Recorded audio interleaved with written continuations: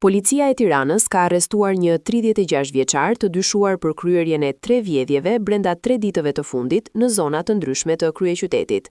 Sipas policisë, pas denoncimeve të qytetarëve për vjedhje në territoret që mbulohen nga komisariatet nr. 1 dhe nr. 3, u organizua puna hetimore për identifikimin e autorit. Si rezultati i veprimeve policore, u identifikua, u kap dhe u vu në pranga shtetasi me inicialet MK, 36 vjeçar, banues në Tiranë, i dëmuar më parë për të njëjtën vepër penale.